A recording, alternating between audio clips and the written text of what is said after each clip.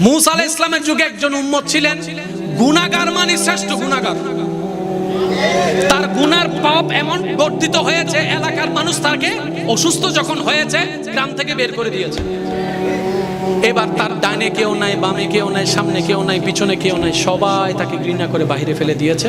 সে মারা যাওয়ার পর আল্লাহ জলিলুল কদর নবী মূসা নবীকে হুকুম দিলেন, ও মূসা, অমুক গ্রামে অমুক জায়গায় আমার একটা বান্দা মারা গেছে, তুমি গিয়ে তাকে সুন্দরভাবে গোসল টোসল করে জানাজা দিয়ে দাফন করে দাও।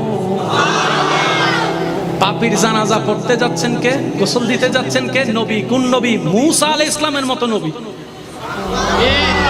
কত দামি নবী, কাজ জানাজা কাজ গোসল দিতে যাচ্ছে।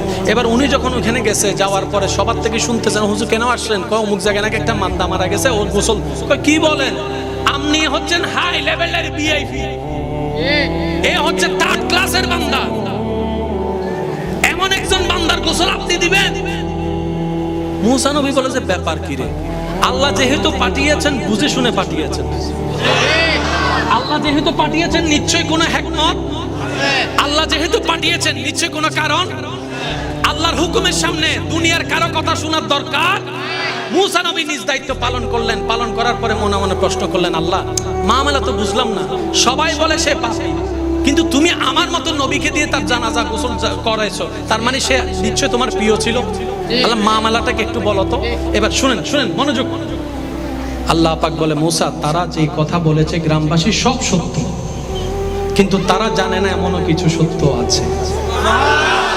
ওই বান্দা যখন সবাই যখন তাকে একা করে ফেলে দেয়, তার আশেপাশে কেউ নাই, সে যখন বিপদগ্রস্ত, তখন আসমানের দিকে তাকিয়ে আমি আল্লাহকে বলে, ও আল্লাহ, মা তো ফেলে দিল, বাবা তো ফেলে দিল, ভাই তো ফেলে দিল, বন্ধু ফেলে দিল, যাদের জন্য চুরি ডাকাতি করছে তারা ফেলে দিল। আল্লাহ আজকে আমার কেউ নাই, তুমিও কি আমাকে ফেলে দিবা? তুমিও কি আমাকে ফেলে দিবা? আল্লাহ তুমি না বলছো যার কেউ নাই তার তুমি আছো। আল্লাহ তুমি কি আজকে আমাকে ফেলে দিবা? আজকে কি তুমি আমাকে দৌড় করে বাইর করে দিবা? আল্লাহ তুমি না রহমান, তোমার দয়া থেকে তো কেউ বঞ্চিত হয় না। আল্লাহ একটু দয়া করো না, একটু দয়া করো না। এই কথা বলতে বলতে নিঃশ্বাস বন্ধ হয়েছে। আল্লাহ পাক বলে, ও মূসা, তার শেষ সময়ের সে কথাগুলা আমার এত সুন্দর, এত পছন্দ হয়েছে, আমি খুশি হয়ে সারা জীবনের গুনাহ মাফ করে দিয়েছি।